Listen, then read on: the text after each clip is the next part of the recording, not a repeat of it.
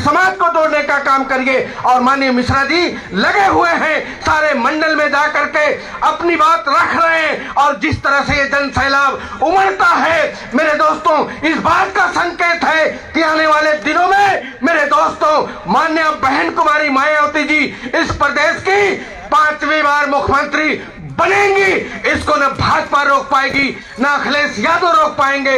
इसलिए मैं दोस्तों अपनी बात लंबी न करते हुए अपनी बात को यहीं समाप्त करता हूं। जय भीम, जय भारत, खुदा हाफिज। बहुजन समाज पार्टी जिंदाबाद, जिंदाबाद जिंदाबाद, बहुजन समाज पार्टी जिंदाबाद, जिंदाबाद जिंदाबाद, बहन कुमारी मायावती जी जिंदाबाद, जिंदाबाद बहन जिंदाबाद, कुमारी मायावती जी जिंदाबाद, जिंदाबाद माननीय सतीश मिश्रा जी जिंदाबाद, जिंदाबाद जिंदाबाद, माननीय सतीश मिश्रा जी जिंदाबाद, जिंदाबाद बहुजन समाज पार्टी जिंदाबाद, जिंदाबाद जिंदाबाद।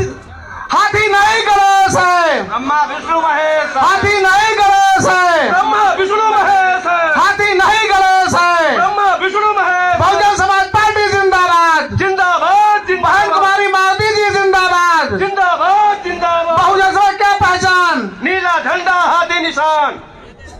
आगे बोलिए। जिंदाबाद जिंदाबाद जिंदाबाद, बहुजन समाज पार्टी जिंदाबाद जिंदाबाद जिंदाबाद।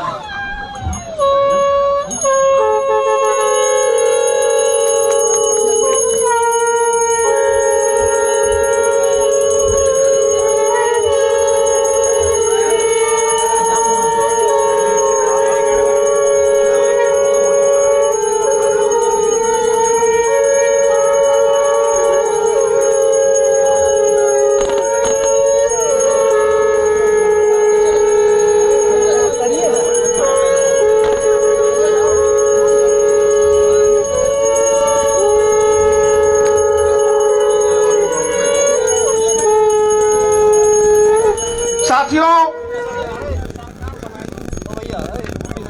आज जो बहुजन समाज पार्टी के तत्वावधान में सर्वजन हिताय सर्वजन सुखाय पर आधारित जो ये मंडलीय स्तरीय जनसभा लगाई गई है, इस जनसभा के मुख्य अतिथि राज्यसभा के सांसद, बहुजन समाज पार्टी के राष्ट्रीय महासचिव, परम आदरणीय, परम सम्मानित माननीय सतीश मिश्रा जी का हम चाहते हैं आप जोरदार तालियों के साथ स्वागत अभिनंदन करते हैं।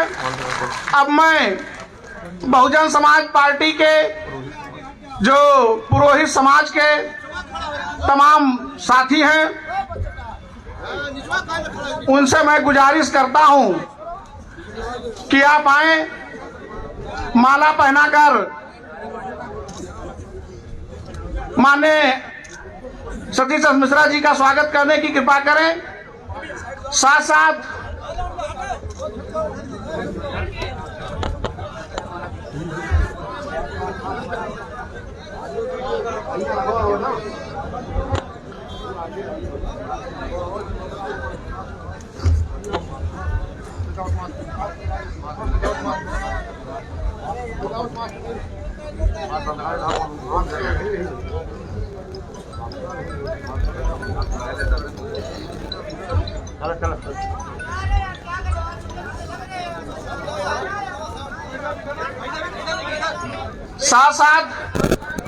बहुजन समाज पार्टी के जो हमारे मुख्य सेक्टर प्रभारीगण हैं और जो हमारे जिलाध्यक्षगण हैं, उनसे मेरी गुजारिश है कि वो दूसरी माला से माननीय मुख्य अतिथि जी का स्वागत करने की कृपा करें। माला इधर दे दीजिए, माला इधर दे दीजिए, माला इधर दे दीजिए। आराम से आराम से।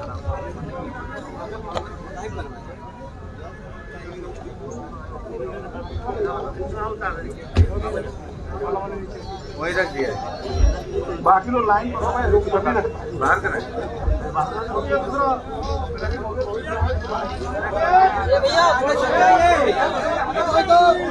दीजिए आगे से।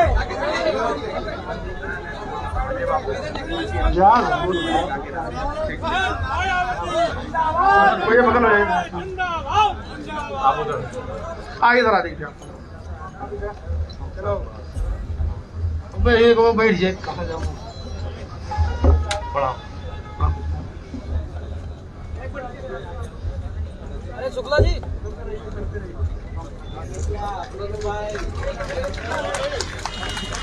हाँ, श्री करुणाकर पांडे जी जो स्मृति चिन्ह हमारे माननीय अध्यक्षता कर रहे माननीय मिश्रा जी को देंगे। भगवान गणेश की प्रतिमा को भेंट करके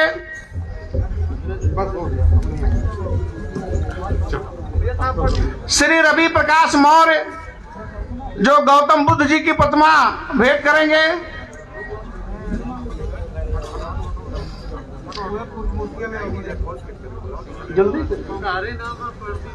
श्री अखिलेश शुक्ला जी साल भेंट करेंगे।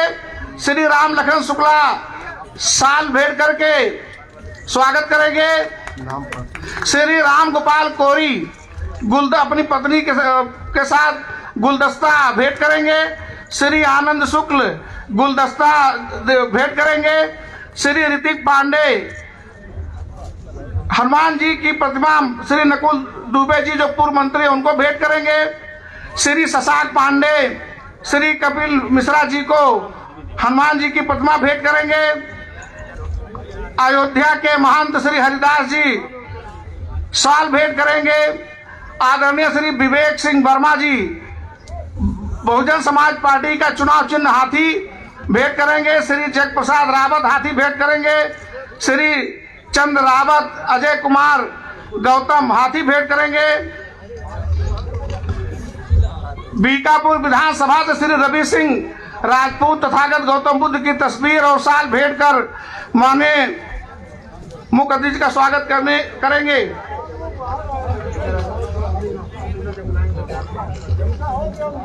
मास्क उतरा दो।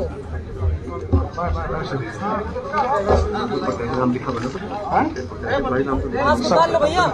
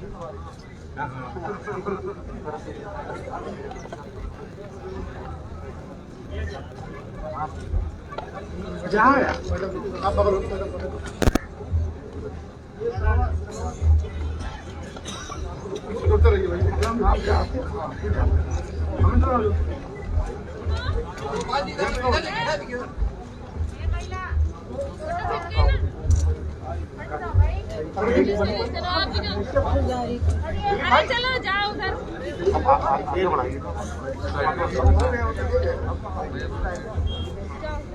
बना लो वीडियो। हटिए आप लोग यहाँ से हटिए। सीधे नकुल दुबे बोले।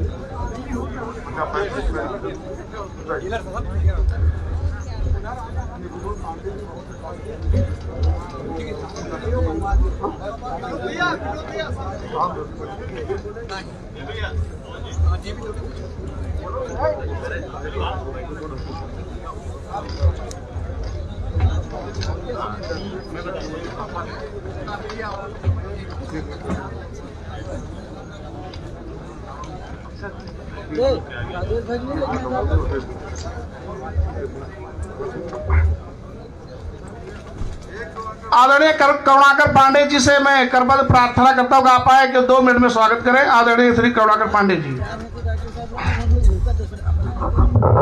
भारत संविधान के निर्माता बाबा साहब, बहुजन समाज पार्टी के संस्थापक, हम लोगों के रहबर मान्यवर कांत श्री राम साहब को अपनी श्रद्धांजलि देते हुए आज इस मिल्कीपुर की ऐतिहासिक धरती में ये उमड़ा हुआ जनसैलाब बहुजन समाज पार्टी के राष्ट्रीय महासचिव, हम लोगों के मान सम्मान अभिमान गौरव प्रतिष्ठा के पर्याय मेरे पिता तुल्य, जिन्होंने पूरे देश में एक नई क्रांति पैदा करके 2007 में एक सामाजिक समीकरण भाईचारा बनाते हुए हिंदुस्तान में जो पहली बार 2007 में सरकार बनी थी, आज उसकी पुनरावृत्ति होने जा रही है।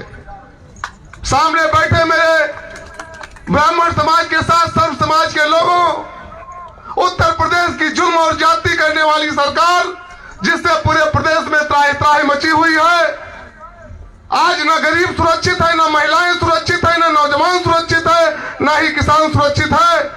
ऐसे में हम लोगों की नेता बहुजन समाज पार्टी की राष्ट्रीय अध्यक्ष माननीय बहन जी के विचारों को लेकर के पूरे उत्तर प्रदेश के कोने कोने में ब्राह्मण समाज के साथ सर्व समाज पर हुए जुल्म जाति की आवाज मिलाने के लिए निकले।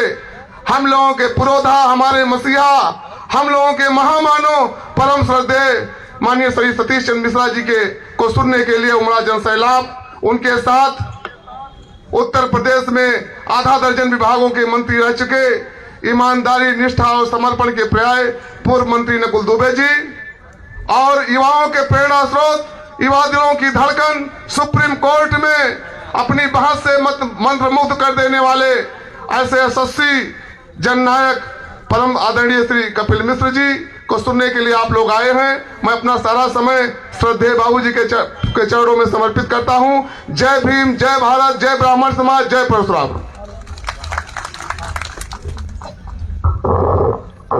अब मैं सादर अनुरोध करता हूं कि आदरणीय श्री कपिल मिश्रा जी आए, अपनी बात रखें। जोरदार नारे के साथ बहुजन समाज पार्टी जिंदाबाद, बहुजन समाज पार्टी जिंदाबाद, बहन कुमारी मावती जी जिंदाबाद, माननीय मिश्रा जी जिंदाबाद, जिंदाबाद जिंदाबाद। परम आदरणीय, परम सम्मानित माननीय श्री कपिल मिश्रा जी।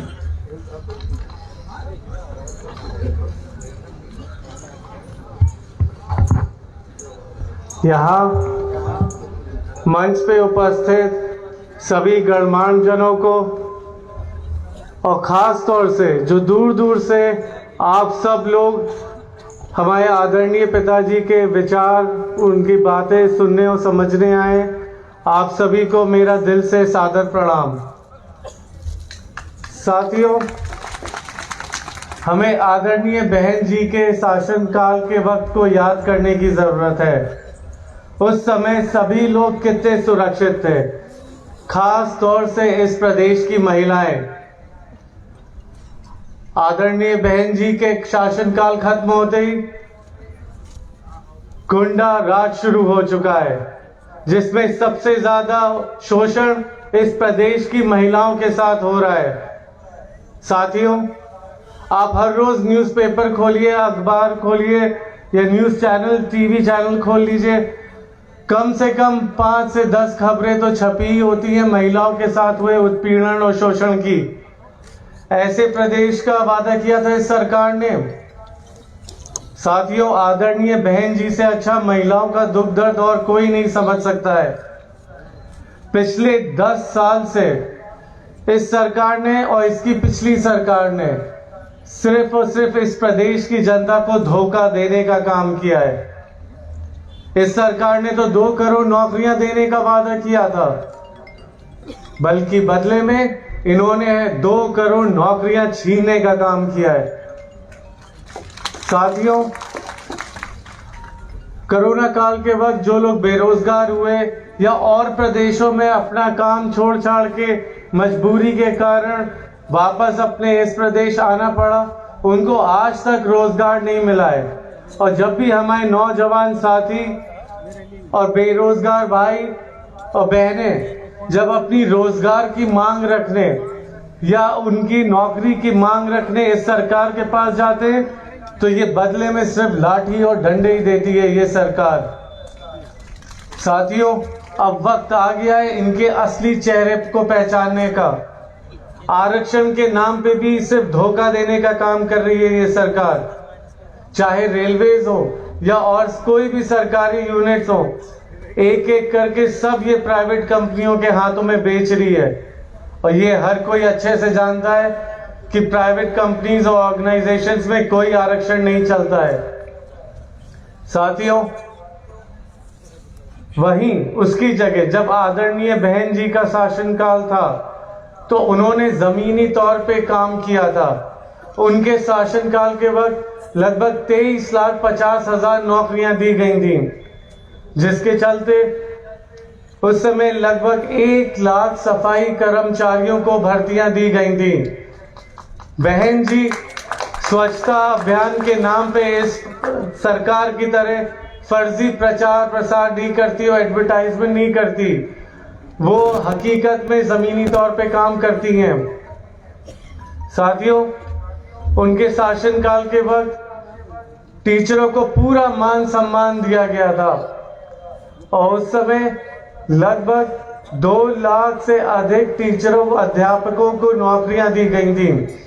युवाओं के अच्छे भविष्य के लिए, सुरक्षित भविष्य के लिए अनेकों school, colleges, engineering college, IT college, medical college और कई यूनिवर्सिटीज खोली गई थी, ताकि हमारे इस प्रदेश के युवा बच्चे अपना भविष्य सुरक्षित और अच्छा रख सकें।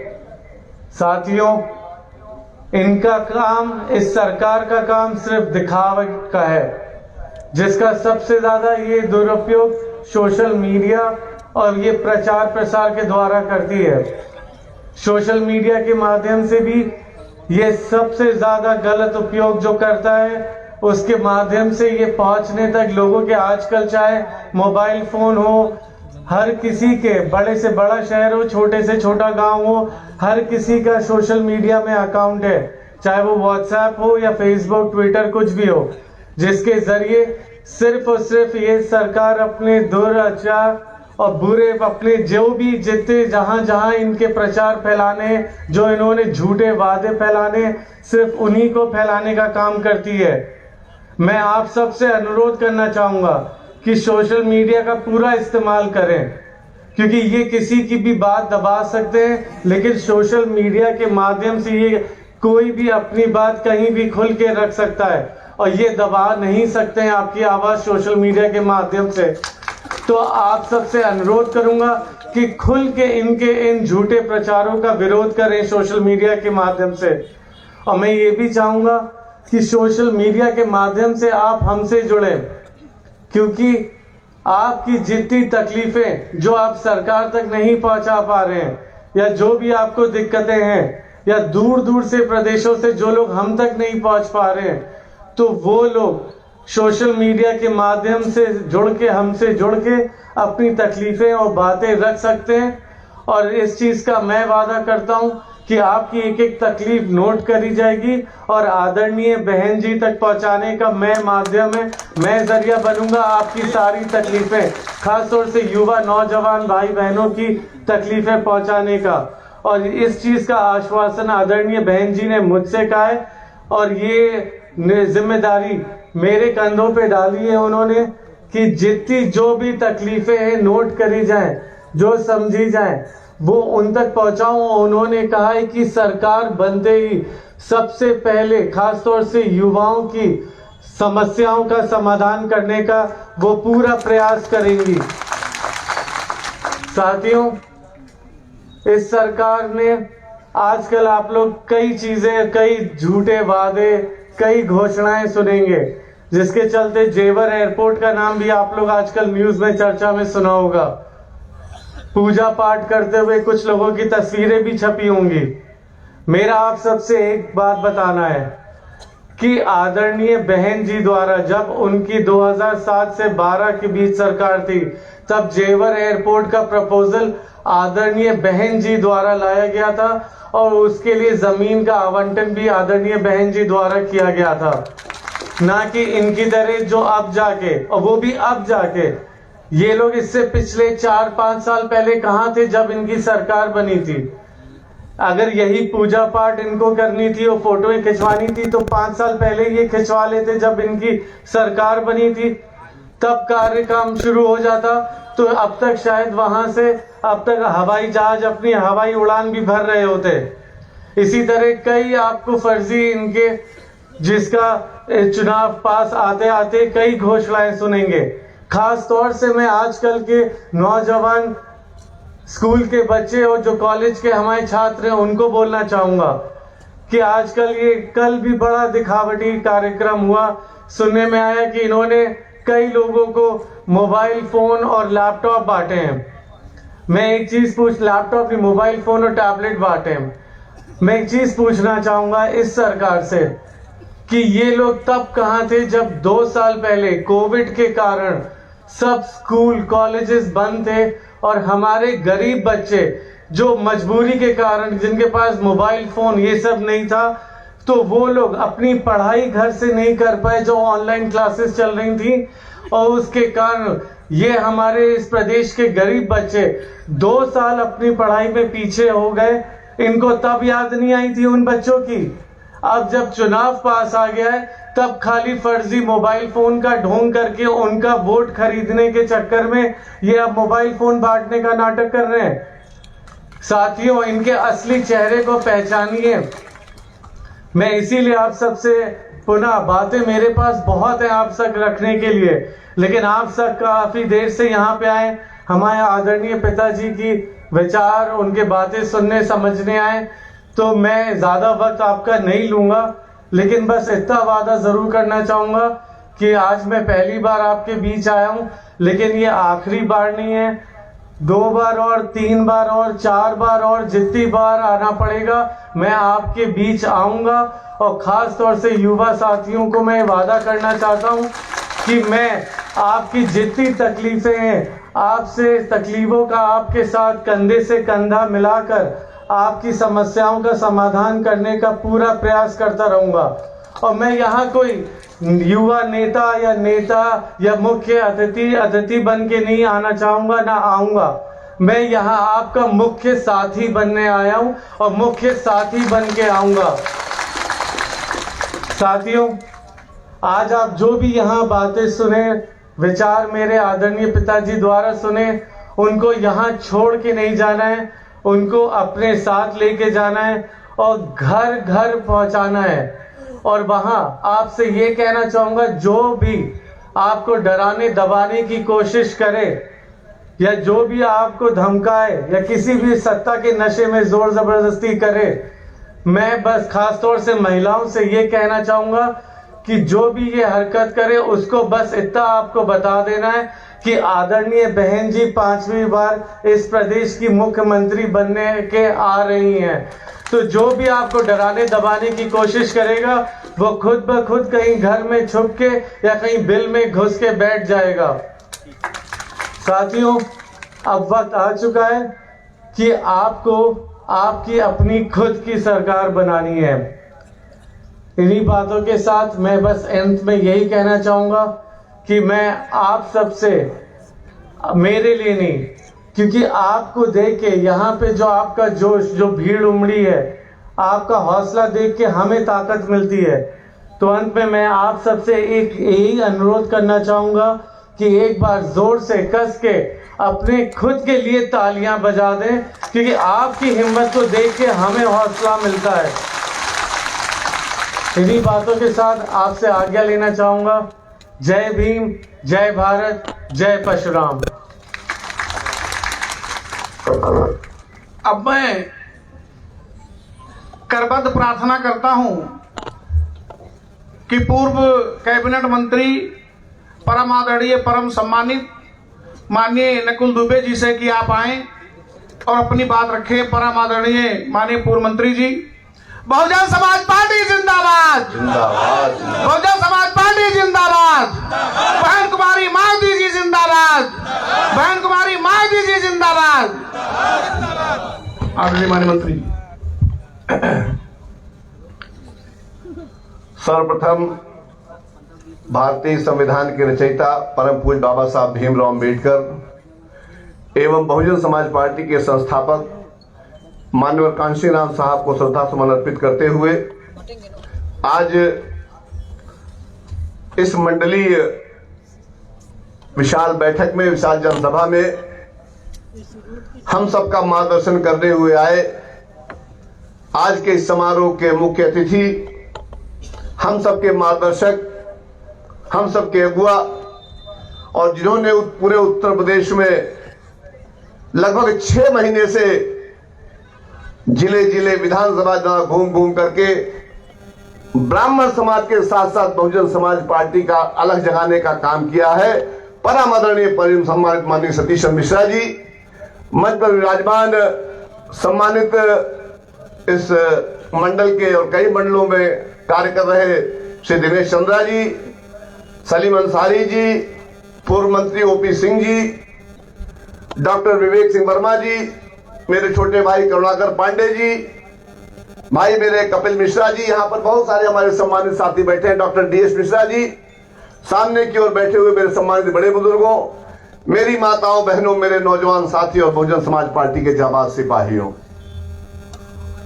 थोड़ी ठंड है ना, उधर भी शीतलहर जा रही है, तो इसका बहुत बढ़िया एक उपाय मेरे पास है, एक बढ़िया उपचार है। बोलिए किया जाए? तो हाथ दो लोग खोल लीजिए अपने हाथ में, हो जाए। जय भीम, जय भीम, जय भीम।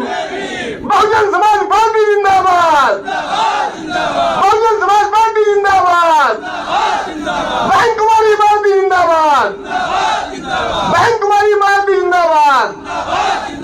धन्यवाद। मैं बस 2-3 मिनट में अपनी बात समाप्त करूंगा। मैं आप सब लोगों से एक सवाल पूछता हूं, जहां जहां जाता हूं वहां भी सवाल पूछता हूं। ये अयोध्या की पावन नगरी है, बहुत पवित्र है, और हमारे रामलला बहुत दिन से दुखी चल रहे हैं। आप सब लोगों से मैं जानना चाहता हूं, क्या ये हम सबका ये कर्तव्य नहीं बनता है कि हम लोग रामलला के दुख को दूर करें? आप लोग जवाब दे सकते हैं, दूर करें या न दूर करें? क्या कहते हैं आप लोग? जोर से ललकार के बताइए। रामलला के दुख को दूर करना है कि नहीं दूर करना है? दूर करना है ना। अब अगला सवाल का जवाब दीजिए सब लोग, एकदम सिकुड़ के बैठिए, मत फैल के बैठिए। अगर इन आतताइयों को उत्तर प्रदेश की सीमा से बाहर पहुंचाना चाहते हो तो आज मिल्कीपुर में ये संकल्प लेकर के जाना। मैं आप सब लोगों को ये संकल्प देता हूं कि जब तक हम लोग उत्तर प्रदेश में बहुजन समाज पार्टी की सरकार नहीं बना लेंगे, 5वीं बार आदरणीय बहन कुमारी मायावती को मुख्यमंत्री नहीं बना लेंगे, हम लोग चैन से बैठने का काम नहीं करेंगे। संकल्प लेकर के जाना मेरे भाई। यहां से अगर आए हैं आज यहाँ पर तो कुछ सोच करके आए होंगे, कुछ विचार करके आए होंगे। तो जो अगर आप सोच करके आए हैं, विचार करके आए हैं, तो उनको फलीभूत करने का आज से बढ़िया तारीख आपको कोई नहीं मिलेगी। मैं आप सबसे जानना चाहता हूं, और खुल करके बोलिएगा मेरे भाइयों। हमारे आचार्य जी लोग भी बैठे हुए हैं, आप सब लोग खुल करके बताइएगा, क्या आज उत्तर प्रदेश का, संपूर्ण उत्तर प्रदेश का किसान परेशान है कि नहीं परेशान है? सब लोग जवाब दीजिएगा, परेशान है कि नहीं परेशान है? हमारा नौजवान जो कि आज 18 साल, 19 साल, 21, 22 साल का है, वो परेशान है कि नहीं परेशान है? हमारी माताएं बहनें परेशान है कि नहीं परेशान है? सरकारी नौकरी करने वाले जिनका 1-2 साल रिटायरमेंट रह गया है, वो परेशान है कि नहीं परेशान है? जोर से जवाब दीजिए। इसमें जवाब देने में क्या दिक्कत है? परेशान है कि नहीं परेशान है? अगर पूरा का पूरा उत्तर प्रदेश परेशान है, सब लोग हलाकान हो, सब लोग दुखी हो, तो चिंता किस बात की है? तुम्हारा समय 2022 में आ रहे हैं, हाथी के सामने वाला बटन इतनी तादाद में दबा देना कि पूरे उत्तर प्रदेश में संदेशा चला जाए कि हाथी चिघाड़ चुका है, बहन कुमारी मायावती जी इस प्रदेश में 5वीं बार आ चुकी है। हम लोग किसी के बिकाऊ न थे न है। हमारा ये संकल्प रहता है कि जो प्रदेश के जन जन के साथ इंसाफ करेगा, जो प्रदेश के जन जन को साथ लेकर के चलेगा, जो प्रदेश में वास्तविक विकास करेगा। वास्तविक विकास का क्या तात्पर्य है? वास्तविक विकास का तात्पर्य ये नहीं है कि आप अडानी अंबानी का 18 लाख करोड़ रुपए कर्जा माफ कर दो और हमारी जेब में अगर 2-4, 500, 1000 रह जाए तो तुम्हारी निगाह उसी उपलय पर रखे कि कैसे इनके निवास से हम 1000 रुपया निकाल लें। मैं आपके बीच में और माननीय मुख्य अतिथि महोदय के बीच में बहुत देर तक बाधा नहीं बनना चाहता हूं, लेकिन इतना जरूर कहूंगा और इतना कह के जाऊंगा कि अगर आज इस कड़ाके की सर्दी में इतना बड़ा जन सैलाब इकट्ठा हुआ है, तो आज इस सम्मेलन के माध्यम से पूरे के पूरे फैजाबाद अयोध्या मंडल में ये संदेशा दे देना कि यहाँ पर जितनी भी सीटें हैं उन सारी सीटों को जीत करके हम लोग आदरणीय बहन कुमारी मायावती जी को 5वीं बार उत्तर प्रदेश की राह पर पहुंचाने का काम करेंगे। एक बात और कहता हूँ, माननीय मुख्यमंत्री महोदय को आमंत्रित कर रहा हूँ, उनकी एक एक बात तो सुनिएगा बड़े ध्यान से, उसको अपने दिलों में, अपने मन में, अपने मस्तिष्क में और अपने अपने हृदय में यहां से सांस लेकर के जाने का काम करिएगा। जिस गांव के भी रहने वाले हैं आप, जिस मोहल्ले के रहने वाले हैं, जिस बाजार के में भी आपका आवास है और पूरे जनपद में जहां जहां आप सबका आवास है, जन जन तक ये संदेशा देने का काम करने में भाइयों कि अगर उत्तर प्रदेश को फिर से चमकाना है तो आदरणीय बहन कुमारी मायावती जी को लाना है। परम आदरणीय संतोष मिश्रा जी कृपया माइक पर आए, हम सबको आशीर्वाद दें और संकल्प दिलाए कि जब तक हम लोग बहना को 5वीं बार इस प्रदेश में नहीं बैठा लेंगे हम लोग चैन से बैठने का काम नहीं करेंगे। माननीय मुख्यमंत्री महोदय। बाबा साहब अमर रहे, बाबा साहब अमर रहे, मानवर कांसी राम साहब अमर रहे, मानवर कांसी राम साहब अमर रहे। बहन कुमारी मायावती जी जिंदाबाद, बहन कुमारी मायावती जी जिंदाबाद, बहन कुमारी मायावती जी जिंदाबाद, मानी सतीश मिश्रा जी जिंदाबाद, मानी सतीश मिश्रा जी जिंदाबाद।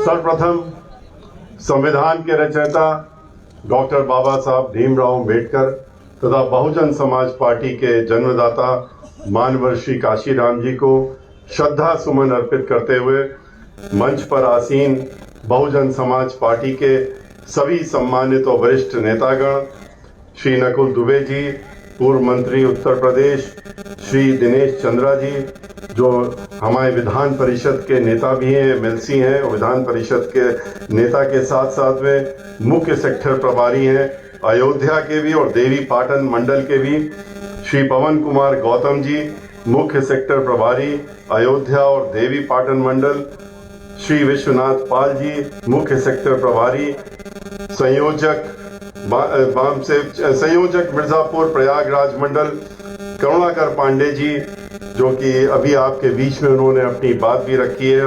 हम लोग बहुत पुराने साथी हैं और वरिष्ठ नेता हैं बहुजन समाज पार्टी में, श्री सालिम अंसारी जी जो हमारे साथ में राज्यसभा में बहुत वर्षों तक साथ में रहे, पूर्व राज्यसभा के सांसद हैं और मुख्य सेक्टर संयोजक भी हैं, श्री दिलीप कुमार विमल जी श्री मुख्य सेक्टर प्रभारी, श्री धर्मेंद्र प्रताप सिंह मुख्य सेक्टर संयोजक, श्री अजय कुमार गौतम, श्री गया शंकर निषाद, श्री अशोक कुमार विंद, श्री प्रदीप भारती, श्री मोहित राजदान, श्री रामदेव सत्यदेव गौतम, मोहम्मद जफर, राम आशीष, ये सभी हमारे मुख्य सेक्टर संयोजक हैं। श्री रामकरण बाबूजी मुख्य सेक्टर प्रभारी अयोध्या मंडल, श्री अनिल गौतम, श्री गोपाल कोटी मुख्य सेक्टर प्रभारी, श्री राम नमन निर्देश, श्री गोविंद निषाद मुख्य सेक्टर प्रभारी अम्बेडकर नगर, श्री अजय कुमार गौतम, श्री विजय कुमार गौतम, श्री उमेश कुमार रावत मुख्य सेक्टर प्रभारी बाराबंकी, श्री दर्शन अम्बेडकर, श्री सुरेश कुमार गौतम मुख्य सेक्टर प्रभारी सुल्तानपुर, श्री सत्येंद्र अम्बेडकर, श्री राम अभिलाष सरोज, श्री दिनेश गौतम, मोहम्मद आजाद मुख्य सेक्टर प्रभारी अमेठी, जिला अध्यक्ष माननीय श्री महेंद्र प्रताप आनंद अयोध्या, श्री अरविंद गौतम अम्बेडकर नगर, श्री दीपक भारती एडवोकेट सुल्तानपुर, श्री अनिल कुमार गौतम बाराबंकी तथा यहाँ पर जिनको हमारी पार्टी की नेता, हमारी पार्टी की मुखिया बहन कुमारी मायावती जी ने पहले से ही आपके बीच में प्रत्याशी के रूप में अपना आशीर्वाद देकर के भेज दिया है। डॉक्टर राजेश सिंह विधानसभा जलालपुर, श्री चंद्र प्रकाश वर्मा विधानसभा अकबरपुर, श्रीमती केडी गौतम विधानसभा आलापुर, श्री राम किशोर शुक्ला विधानसभा रामनगर बाराबंकी, डॉक्टर विवेक सिंह वर्मा विधानसभा सदर बाराबंकी, श्री ओपी सिंह विधानसभा सदर जयसिंहपुर, श्री हीरालाल गौतम विधानसभा कादीपुर सुल्तानपुर तथा इनके साथ साथ में आज इस सभा में माननीय बहन जी ने, हमारी पार्टी की मुखिया ने 3 ऐसे लोग हैं जिनकी की प्रत्याशी के रूप में घोषणा की भी जिम्मेदारी हमारे ऊपर दी है। डॉक्टर DS मिश्रा सुल्तानपुर विधानसभा से इनको प्रत्याशी के रूप में घोषित किया जा रहा है। श्री उदयराज वर्मा लभुआ विधानसभा से प्रभारी के रूप में थे और प्रत्याशी के रूप में आज आपके बीच में इनकी भी घोषणा की जा रही है। श्रीमती रागिनी तिवारी ये प्रत्याशी के रूप में अमेठी विधानसभा से इनकी भी घोषणा की जा रही है।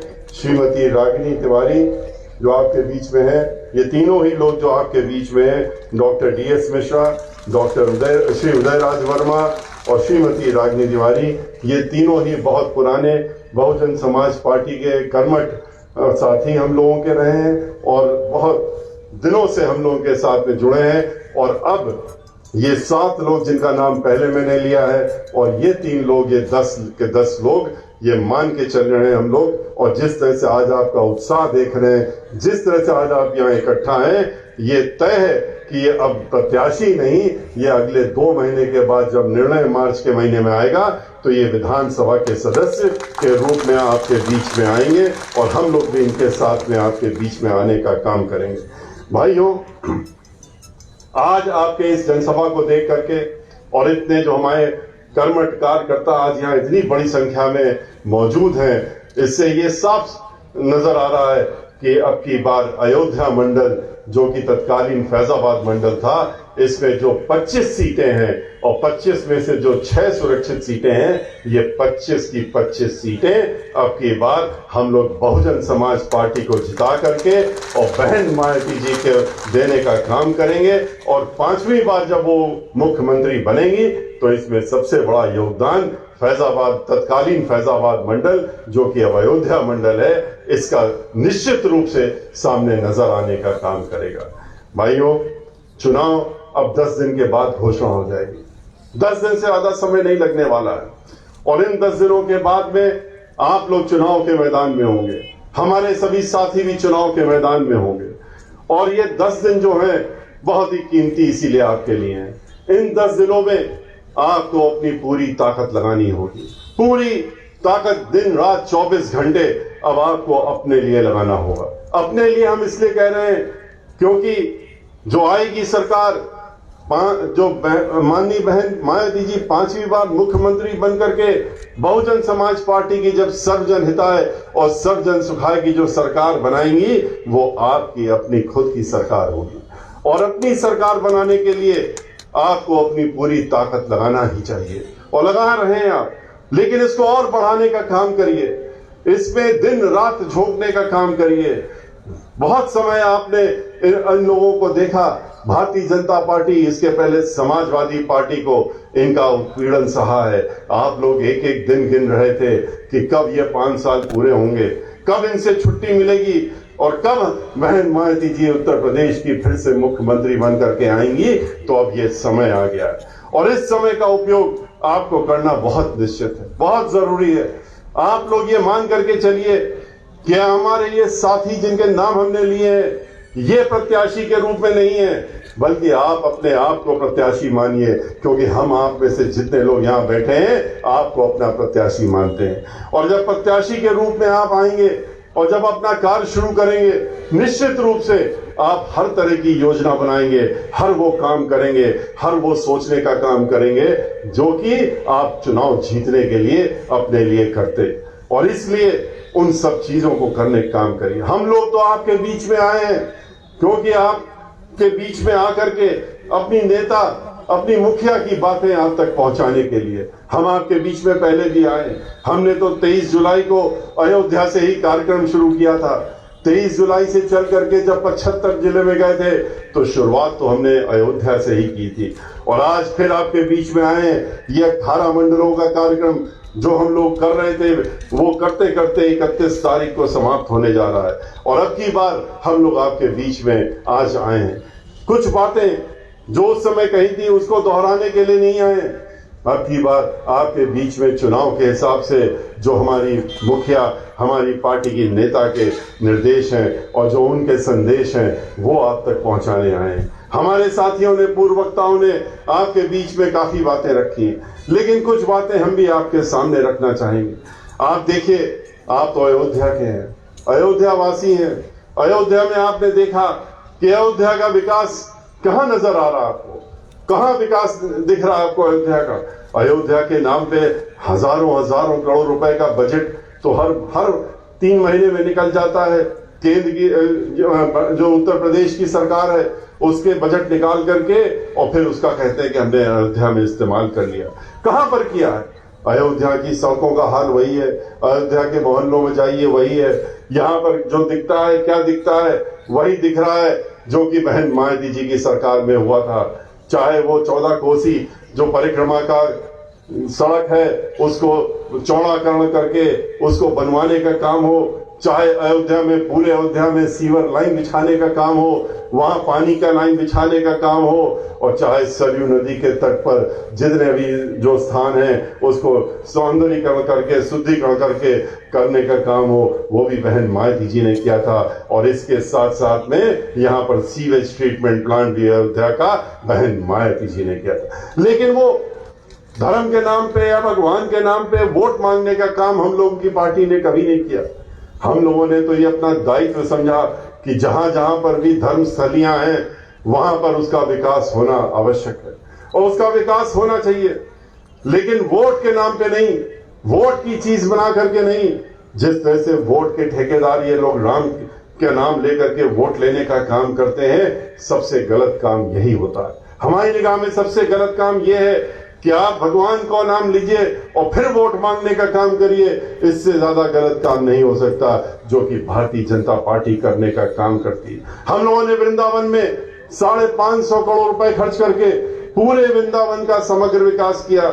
चाहे वहां पर नया हॉस्पिटल देने की बात हो, चाहे वहां नया बिजली घर देने की बात हो, चाहे 29 किलोमीटर का परिक्रमा स्थल बनाने की काम हो, और चाहे वहां पर सीवर ट्रीटमेंट प्लांट लगाने का काम हो, सीवर लाइन बिछाने का काम हो, पानी की लाइन बचाने का काम हो, विधवा आश्रम बनाने का काम हो, बस अड्डा बनाने का काम हो, बिजली घर बनाने का काम हो, ये सारे काम किए। लेकिन हम लोगों ने उस नाम से वोट नहीं मांगा। हम लोगों ने वहां का समग्र विकास किया। अयोध्या में जो काम किए उसके लिए कभी वोट नहीं मांगा। वाराणसी में जो काम हम लोगों ने किए, चाहे वो सीवेज 100 करोड़ का सीवेज ट्रीटमेंट प्लांट हो, और चाहे वहां के फ्लाईओवर हो, और चाहे वहां जितने घाट हैं उनको सुदृढ़ीकरण करने का काम हम लोगों ने किया, लेकिन उसके नाम से हमने वोट कभी नहीं कहा। हम लोगों ने बिठूर में जाकर के, जहां मां सीता और लव कुश रहे, वाल्मीकि आश्रम में जाकर के वाल्मीकि आश्रम को हम लोगों ने उसका सुदृढ़ीकरण किया, सौंदर्यीकरण किया। उसको हम लोगों ने पूरे बिठूर को समग्र विकास करने के लिए 150 से 200 करोड़ रुपए खर्च करे। वहां सीता रसोई से लेकर के लव कुश आश्रम सब कुछ बनाने का काम किया।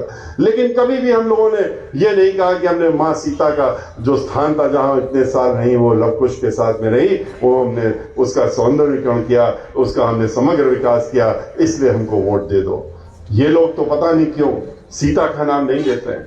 आप लोग यहाँ अयोध्या वासी हैं, आप तो जानते हैं। आप इनको जब सुनते हैं, भारतीय जनता पार्टी के लोगों को, जब ये भगवान राम के नाम पे वोट मांगने का काम करते हैं, तो ये राम का नाम तो लेते हैं लेकिन सीता का नाम कभी नहीं लेते हैं। और क्यों नहीं लेते हैं, ये उनसे हमने कई बार पूछा, कई बार प्रश्न किया, कभी जवाब नहीं देते हैं। और जबकि ये जानते हैं, पूरा विश्व जानता है, सभी जानते हैं, जो धर्म पे आस्था रखते हैं वो सब जानते हैं कि बिना सीता के भगवान राम अकेले कुछ नहीं है। राम बिन सीता नहीं हो सकते, जैसे कि राधा बिन कृष्ण नहीं हो सकते, ऐसे राम बिन सीता नहीं, पार्वती बिन जैसे कि शिव जी नहीं हो सकते। लेकिन ये महिलाओं के बारे में इनकी कुछ सोच अलग है, और इसीलिए आपने देखा कि ये लोग नहीं नाम लेंगे, आप जब भी ललकारने का काम करेंगे, डराने का काम करेंगे, कुछ और करेंगे, लेकिन महिलाओं के बारे में ये वार्ता नहीं करते। महिलाओं के लिए सिर्फ दिखावे का काम करते हैं। वोट लेने होगा तब जरूर महिलाओं की बात करेंगे। जैसे कि अभी कपिल मिश्रा ही कह रहे थे कि वोट लेने के लिए लैपटॉप दे रहे हैं आखिरी महीने में, आपको मोबाइल फोन दे रहे हैं, कह रहे हैं वोट दे दो हमको, ये हम 10,000 रुपए का एक तुमको सामान दे रहे हैं। वोट खरीदने का काम कर रहे हैं। इसी तरह से महिलाओं से भी तरह तरह के वादे वोट लेने के लिए करेंगे। बताइए, 10,000 रुपए का मोबाइल फोन दे रहे हैं और कहते हैं कि तुम हमको वोट दे दो। अरे बहन मायावती जी की याद करिए, वो इन सब चीजों पे नहीं करती कि 10,000 का लैपटॉप दे दो या मोबाइल फोन दे दो, जैसे समाजवादी पार्टी ने जब सरकार जा रही थी तब किया था। और उसके बाद क्या हुआ? उसके बाद वो लैपटॉप भी बंद हो गए, सब चीजें बंद हो गई। लेकिन याद किसको किया लोगों ने? नौजवानों ने, चाहे लड़कियां हो चाहे लड़के हो, उन्होंने बहन मायावती जी को इसलिए याद किया कि उन्होंने ये तो नहीं बांटा, लेकिन उन्होंने नौकरियां बांटने का काम किया। उन्होंने 23 लाख से ज्यादा लोगों को नौकरियां देने का काम किया। 1,10,000 सफाई कर्मी तो आते ही देने का काम किया था। उन्होंने ऐसे लोगों को सक्षम बनाने का काम किया जो पढ़े लिखे नौजवान थे। उनको उन्होंने कहा कि हम इनको नौकरी दे करके इनकी क्षमता ऐसी करेंगे कि ये एक नहीं 4-4 लैपटॉप और 4-4 मोबाइल फोन हर महीने खरीद करके और अपने और लोगों को बांटने की क्षमता रखें, अपना जीवन भी सुधारने का काम करें। उनको तनख्वाह मिले हर महीने, जिससे कि वो अपना जीवन सुधार सकें। लेकिन इनकी सोच में और बहुजन समाज पार्टी की मुखिया की सोच में बहुत अंतर है। ये लोग विनाश की बात करते हैं, ये लोग डराने धमकाने की बात करते हैं, ये लोग रोक करके उनको मारने की बात करते हैं, ठोकने की बात करते हैं लोगों को, लेकिन भ्रष्टाचार बढ़ाने का काम करते हैं। अयोध्या में आपने देखा अभी क्या निकला, जमीनों का घोटाला और राम मंदिर के नाम पे घोटाला। जमीनें किस तरीके से सस्ते दाम में किसानों से खरीद करके और किस तरह से ट्रस्ट में बेचने का काम उसको 20-20 गुना नहीं 100-100 गुना बढ़ा कर करने के काम इन्हीं के लोग कर रहे हैं, ट्रस्ट के लोग कर रहे हैं, यहाँ के अधिकारी कर रहे हैं। जब रिपोर्ट छप गई एक अखबार में और आ गया खुलासा, तो कहते हैं कि हम इंक्वायरी कराएंगे। बहन मायावती जी ने कहा कि इसकी इंक्वायरी किसी अधिकारी के माध्यम से नहीं हो सकती, एसडीएम के माध्यम से कमिश्नर की इंक्वायरी कराएंगे। क्या एक एसडीएम कमिश्नर की इंक्वायरी करेगा? डीएम की इंक्वायरी करेगा? अपने से बड़े अधिकारी की करेगा? लेकिन ये खाली लपेटने दिखाने के लिए, लोगों पर उस पर पर्दा डालने के लिए इस तरह की बात कर देते हैं और कहते हैं कि हम इंक्वायरी बैठा रहे हैं। बहन मायावती जी ने इसीलिए कहा कि सर्वोच्च न्यायालय को इसको खुद संज्ञान में लेना चाहिए और लेने के बाद अपने स्तर पर इंक्वायरी बैठानी चाहिए, जिस तरह से सर्वोच्च न्यायालय ने अपने स्तर से किसानों के मामले में, लखीमपुर के मामले में जहां 4-4 किसानों की हत्या कर दी गई, उसमें करने का काम किया। आज उत्तर प्रदेश में जब इनको वोट चाहिए था तो आपके बीच में आकर के तरह तरह के एक के बाद दो के बाद 10 वादे ही वादे करते गए। इतने वादे झूठे कर डाले कि लोगों को लगा कि अब क्या इससे अच्छी सरकार कहां आ सकती है। समाजवादी पार्टी की सरकार से ऐसे ही लोग परेशान थे, दुखी थे, क्योंकि समाजवादी पार्टी की सरकार तो जब आती है सभी को मालूम है, सरकार बनते ही और जैसे ही उनके मुख्यमंत्री शपथ लेते हैं उसी समय से, उसी क्षण से क्या होता है प्रदेश में? गुंडागर्दी, माफियागर्दी, दहशतगर्दी, डकैती, फिरौती, बलात्कार और दंगे फसाद, हर चीज शुरू हो जाती है। और थोड़े बहुत संख्या में नहीं होती। दंगे फसाद जब कराने होते हैं उनको तो 1-2 नहीं कराते हैं, 134 दंगे उत्तर प्रदेश में कराने का काम समाजवादी पार्टी की सरकार में हुआ। और इसीलिए हम लोग सभी जानते हैं दंगे होते नहीं हैं, दंगे तो कराए जाते हैं। और कराने के लिए ये और भारतीय जनता पार्टी मिल करके दंगे कराने का काम करते हैं। ये लोग एक दूसरे से मिले रहते हैं, एक दूसरे के पर्यायवाची हैं। और हम लोग इसीलिए कहते हैं कि एक ही सिक्के के 2 पहलू हैं, क्योंकि इन्होंने पहले भी दिखाया कि हम मिले हुए हैं, बाद में भी दिखाया कि हम मिले हुए हैं, अभी 3 दिन पहले भी दिखा दिया कि हम लोग मिल करके एक ही हैं। हम लोग दिखावे के लिए अलग अलग होते हैं और दिखावे के लिए ऐसी ऐसी बातें करेंगे भड़काने वाली। लोग सोचेंगे अरे वाह ये तो एक अल्पसंख्यक समाज के लोगों को ऐसे अल्फाज बोलने का काम करेंगे, भड़का करके बताने का काम, संदेशा पहुंचाने करते हैं कि हम तुम्हारे साथ में हैं। लेकिन इसी तरह से भारतीय जनता पार्टी के लोग भी इन्हीं से मिल करके तय करके एक रणनीति के तहत भड़काने की बात करते हैं, जिससे कि समाज में आपस में बिखराव हो और इनका फायदा हो, इनको वोट मिले। बहन मायावती जी की तरह नहीं कि आपस में भाईचारा हो, सब जन एक साथ रहें, एक साथ मिलकर के काम करें। सभी बहन मायावती जी की सरकार थी, याद करिए, एक भी दंगा हुआ, एक भी फसाद हुआ? अयोध्या का निर्णय तो बहन मायावती जी की सरकार के दौरान में आया था। पूरे देश में कर्फ्यू लगा हुआ था, लगा दिया कि आज निर्णय आ रहा है, स्कूल बंद हो गए, कॉलेज बंद हो गए। अकेला उत्तर प्रदेश था जहां प्राइमरी स्कूल भी बहन मायावती जी ने बंद नहीं होने दिए थे। उन्होंने कहा था कि अगर कुछ बात हो जाती है तो हमारा मुख्यमंत्री बने रहना ही बेकार है। कानून द्वारा कानून का राज चलाने का काम किया था उन्होंने। लेकिन ये लोग क्या करते हैं? ये लोग आपस में मिल करके करते हैं। आपने देखा कि किस तरीके से 2003 में बहुजन समाज पार्टी की जब सरकार इनको हटाना था, बहन मायावती जी ने फिर अपना इस्तीफा दे दिया। इन्होंने क्या किया? समाजवादी पार्टी की सरकार बनाने के लिए भारतीय जनता पार्टी की सरकार ने, भारतीय जनता पार्टी के लोगों ने, उन्होंने उनके तत्कालीन अध्यक्ष थे उत्तर प्रदेश विधानसभा में, उन्होंने गैर कानूनी आदेश पारित करके और समाजवादी पार्टी की सरकार को स्थापित किया।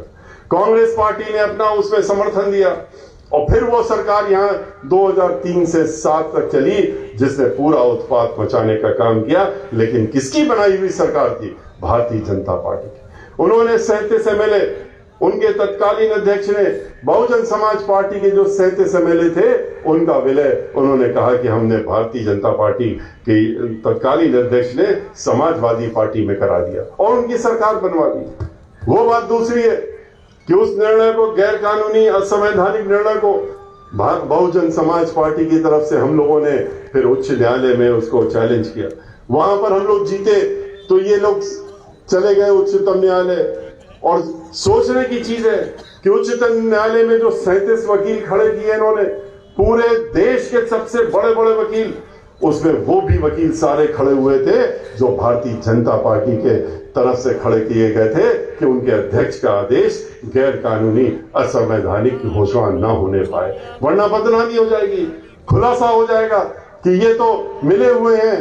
लेकिन वहां पर इन 37 वकीलों के खिलाफ में बहन मायावती जी ने हमारे ऊपर विश्वास करते हुए और हमको अकेले उनके विरुद्ध खड़ा किया। 37 वकील एक तरफ थे, एक तरफ हम बहुजन समाज पार्टी की तरफ से हम खड़े हुए थे। लेकिन अंततः आप सब लोगों के आशीर्वाद से और हम लोगों जब बहस हुई, 1-2 जजेस नहीं, फिर 3 जजेस के सामने हुई, फिर 5 पूर्ण पीठ के सामने मामला गया, संवैधानिक पीठ के सामने मामला गया, फिर वहां महीनों बहस होने के बाद में, और वो 37 वकील जो थे वो जिनकी तरफ से खड़े हुए थे वो लोग हारे और बहुजन समाज पार्टी जीतने और बहुजन समाज पार्टी के पक्ष में निर्णय आया। और उसमें संवैधानिक पीठ ने अपने निर्णय में खुलासा कर दिया कि किस तरह से भारतीय जनता पार्टी ने के तत्कालीन अध्यक्ष ने एक असंवैधानिक आदेश सिर्फ समाजवादी पार्टी की सरकार बनाने के लिए इसको निर्णय को लाने का काम, देने का काम किया था। और फिर अभी आपने देखा बड़ी बातें हो रही थी, ए टीम, बी टीम, कौन किसकी बी टीम है, कौन किसका ए टीम है। ये तो खुलासा भी हो गया कि समाजवादी पार्टी पहले भी उन्हीं की ए बी टीम थी और आज भी भारतीय जनता पार्टी की ही ए और बी टीम है। और वो कैसे हुआ है वो आपने भी अखबारों में देखा 3 दिन पहले। अभी हाल में ही 3 दिन पहले दिल्ली में किस तरीके से आरएसएस के राष्ट्रीय सेवक, आरएसएस के मुखिया, पूरे देश के आरएसएस के मुखिया और श्री भागवत जी, उनके साथ में समाजवादी पार्टी के श्री मुलायम सिंह यादव जी कैसे एक साथ एक सोफे में बैठ करके और चर्चा कर रहे थे, रणनीति तय कर रहे थे, बातचीत आगे का प्लान बना रहे थे। और भारतीय जनता पार्टी के जो सेंटर के बड़े बड़े मंत्री हैं वो उनके सामने नतमस्तक थे। ये चित्र सबने देखा, अखबारों में भी आया, टेलीविजन में भी आया, सोशल मीडिया में भी चला और सभी के पास पहुंचने का काम किया।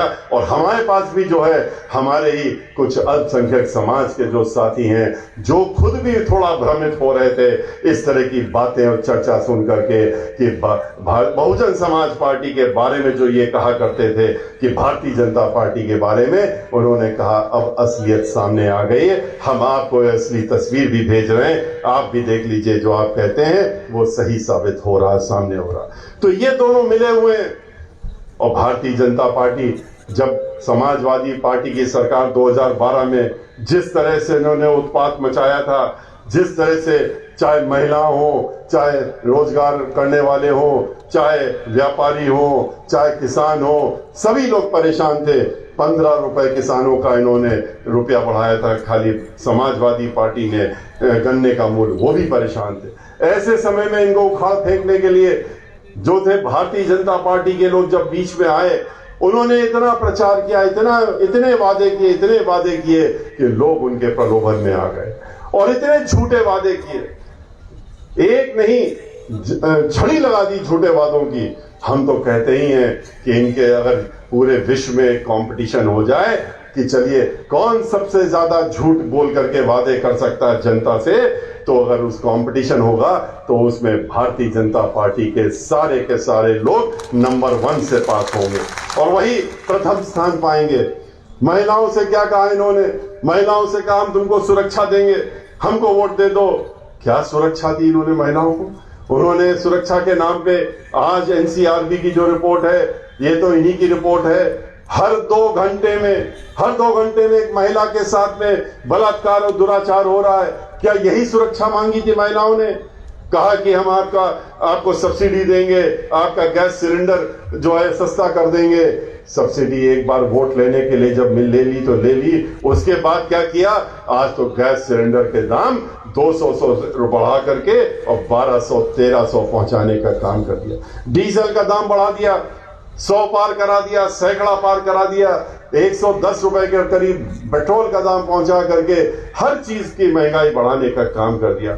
आज महिलाओं की रसोई जो चलती थी अगर 100 रुपए में, तो वो 5 गुना बढ़ करके 500 में, अगर 1000 में चलती थी 5 गुना बढ़ के 5000 में पहुंचाने का काम भारतीय जनता पार्टी की देन है, जिन्होंने उनको वादा करने का काम किया। किसानों को वादा किया तुम्हारी आमदनी 2 गुना कर देंगे। समाजवादी पार्टी ने तुमको धोखा दिया, सिर्फ 15 रुपए बढ़ाए, हमको वोट दे दो, 2 गुना कर देंगे। सबने सुना, हर जगह पार्लियामेंट में भी कहा, हर जगह कहा 2 गुना आमदनी कर देंगे किसानों की। क्या किया? आमदनी तो 2 गुना तो नहीं की। कितनी बढ़ाई? 25 रुपए जब चुनाव आ गया, 1 महीना पहले 25 रुपए बढ़ाने का काम किया, 1 भी रुपया नहीं बढ़ाया 4.5 साल। अब आखिरी में आकर के 25 रुपया 5 रुपए साल के हिसाब से बढ़ाने की घोषणा की है। सिर्फ घोषणा की है, वो मिलेगा कब या मिलेगा नहीं मिलेगा ये भी किसानों को नहीं मालूम। लेकिन इसी के ठीक विपरीत जहां 15 समाजवादी पार्टी, 25 इन्होंने, बहन मायावती जी ने तो कोई वादा नहीं किया था। किसानों से नहीं कहा था कि हम तुम्हारी 2 गुना आमदनी कर देंगे, लेकिन वो हर गरीब की तरह, जैसे हर गरीब उनके दिल में बसता है, किसी भी जात का हो, किसी भी धर्म का हो, और उसके बारे में जब सरकार बनाती है तो 24 घंटे सोचने का काम करती हैं। अभी भी सोच रही हैं, क्योंकि वो अब की बार उनको पूरा विश्वास है कि वो 5वीं बार मुख्यमंत्री बनने जा रही हैं और इसलिए वो अभी से उनकी योजनाएं बन भी रही हैं। सारी योजनाएं उनकी अभी से बन रही हैं। इनकी तरह 5वें साल पे योजनाएं सामने नहीं आएंगी, पहले ही दिन से योजना सबके सामने आ जाएगी। और बहन मायावती जी ने, किसान उनके दिल में बसते हैं, उनकी परेशानियां उनको मालूम है, तो उन्होंने कोई वादा जबकि नहीं किया था, लेकिन अपनी सरकार में उन्होंने किसानों का दाम, जो गन्ने का किसान था दाम था, उसको 2 गुना करके छोड़ने का काम किया। 125 रुपए था, उसको 250 रुपए में करने का काम बहन मायावती जी ने किया। इन्होंने क्या किया? इन्होंने किसानों को दबाने का काम किया, इन्होंने काले कानून लाने का काम किया, 3 काले कानून ला करके और इन्होंने किसानों को बर्बाद करने की योजना बनाई। उनका दाम तो नहीं बढ़ाया, लेकिन 3 काले कानून ला करके ऐसे कानून लाए जिसके तहत में उनको जमीन ठेकेदारी में और बड़े बड़े उद्योगपति, वही उद्योगपति चुने हुए जिनके हाथों में इन्होंने पूरा देश बेच दिया है, बैंकों को कर्जदार करके बैंकों को भी बेचने का काम, पहले उनको लुटवाया फिर उन्हीं के हाथ में बैंक बेच दो। ऐसी सरकार किसी ने सोची थी कि ऐसी सरकार आएगी जहां पर बैंक भी पहले लुटवाने का काम होगा, फिर उसको उन्हीं को लूटने वालों के हाथ में बेचने की योजना बनेगी, जो आज बन रही है। आज चाहे रेल हो, तेल हो, चाहे हवाई जहाज हो, चाहे रेलवे स्टेशन हो, और चाहे एयरपोर्ट हो, और चाहे जो कुछ भी हो, उन्होंने सारी चीजों को धीरे धीरे इन्हीं उद्योगपतियों के हाथ में बेचने का काम किया। उत्तर प्रदेश की जितनी जहां जहां सरकारी नौकरियां होती थी, जितने उपक्रम देश के थे, जहां पर रिजर्वेशन होता था, जहां पर रिजर्वेशन के अलावा लोग नौकरी पाते थे, वो सारी जगहों पर इन्होंने नौकरियां खत्म करने की एक योजना बना करके और प्राइवेट हाथों में दे करके ठेकेदारों के हाथ में नौकरी की उन्होंने देने का काम। आज ठेकेदारी में नौकरी होती है इन सब जगहों पर। ठेकेदार जब चाहे ठोकर मार करके बाहर कर देता है। 5,000 एक इंजीनियर को देता है, एक पीएचडी वाले को 6,000 देता है, और मजबूरी में उनको लेना पड़ता है। बहन मायावती जी की सरकार में नगर निगम हो, चाहे जल निगम हो, चाहे पीडब्ल्यूडी हो, चाहे इरिगेशन डिपार्टमेंट हो, और चाहे जो ब्रिज कॉर्पोरेशन हो, यहां पर जो लाखों की संख्या में सरकारी नौकरियां होती हैं, उनको बहन मायावती जी यहीं के लोगों को देने का, उत्तर प्रदेश के लोगों को देने का काम करती हैं। इन्होंने ये सारी नौकरियां बंद कर दी। इन सारे उपक्रम जिनके नाम हमने लिए, इन सब में अब ठेकेदारी में प्राइवेट नौकरियां और ठेकेदारों के हाथ में देने का काम। कहां जाएगा रोजगार? बेरोजगार आदमी कह तो दिया था 2 करोड़ लोगों को नौकरी देंगे, कहां से देते? इसीलिए बाद में कहा कि हम नौकरी नहीं दे सकते। आंदोलन किया, बेरोजगारों ने जाकर के कहा वोट तो तुमने हमसे ले लिया था, अब हमें नौकरी क्यों नहीं दे रहे हो? तो क्या मिला उनको? वही लाठी, वही डंडे, जो भी प्रदर्शन करता है इनके यहां जाकर के लाठी डंडे, जैसे किसानों के ऊपर लाठी डंडे बरसाने का काम किया, उनको तो गाड़ी से कुचल के मारने का भी काम किया। इसी तरीके से नौजवानों के ऊपर भी लाठियां चलाई। उन्होंने कहा मेरा क्या दोष है, आप ही ने तो वादा किया था कि हमको नौकरी देंगे, तो हम मांगने के लिए आ रहे हैं, तो आप लाठी क्यों दे रहे हो? उन्होंने कहा ठीक है, हम तुमको एक सलाह दे सकते हैं। और सलाह क्या दे सकते हैं? उन्होंने कहा सलाह के तौर पे हम तुमको ये सलाह देते हैं कि तुम जाओ और पढ़े लिखे हो, पकौड़ा बेचने का काम करो। उनको कहा कि पकौड़े बेचो, जाके पकौड़ा बेचना, ठेला लगाना, खुंचा लगाना, रिक्शा चलाना और ठेलों पे सब्जी बेचना, ये सारी चीजें, इस तरह के जितने भी कार्य हैं, उसको बहुजन समाज पार्टी कभी भी बुरा नहीं मानती। क्यों नहीं मानती? क्योंकि हमारी पार्टी ही गरीबों के लिए बनी है। हमारी पार्टी एक राजनीतिक पार्टी बाद में है, पहले मिशन के एक मिशनरी काम करने वाली हमारी संस्था है, और वो इन्हीं गरीबों के लिए काम करती है। लेकिन धोखा नहीं देती, धोखा नहीं देना चाहिए। आप नौजवानों से ये कहिए कि हम आपको रोजगार देंगे और आप पीएचडी पढ़ लिख करके आ जाइए। माँ बाप जो है अपनी पूरी पूंजी लगा करके उनको पढ़ाते हैं, डिग्री दिलाते हैं, पीएचडी कराते हैं, अध्यापक की डिग्री दिलाते हैं, इंजीनियर बनाते हैं, और उसके बाद आप कहते हैं पकौड़ा बेचिए। ये धोखा देने की बात है। लेकिन ये काम भारतीय जनता पार्टी के लोग बखूबी करना जानते हैं और करके वो दिखाते भी हैं। उन्होंने दिखाने का काम भी किया इस चीज को, इसलिए इनसे सतर्क रहने की जरूरत है। अध्यापक लोग आज मारे फिर रहे हैं, उनकी नौकरियां निकालते हैं। बहन मायावती जी ने तो 2-2 लाख अध्यापकों को नौकरी दी थी, लाखों की संख्या में पुलिसकर्मी भर्ती किए थे। जहां 23 लाख नौकरियां दी थी, तो हर वर्ग में नौकरी देने का काम किया था, और कोई घपला किसी नौकरी देते समय नहीं हुआ। लेकिन इनके यहाँ क्या है, अध्यापकों से कहा कि चलो ठीक है, हम तुमको नौकरी देंगे, तुम अपना फॉर्म भर दो।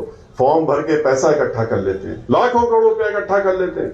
50 लाख लोगों ने इम्तिहान अभी दिया था टीटी का, और उसके बाद क्या हुआ? उसके बाद कहते हैं पर्चा लीक हो गया। किस तरह से लड़कियां और लड़के बैठ के रो रहे थे इम्तिहान देने के बाद, जब निकले बड़े खुश थे कि शायद नौकरी मिल जाएगी, फिर कहा पर्चा लीक हो गया। कितने पर्चे लीक कराए इन्होंने? 5 साल में खाली पर्चे ही लीक कराते रहे।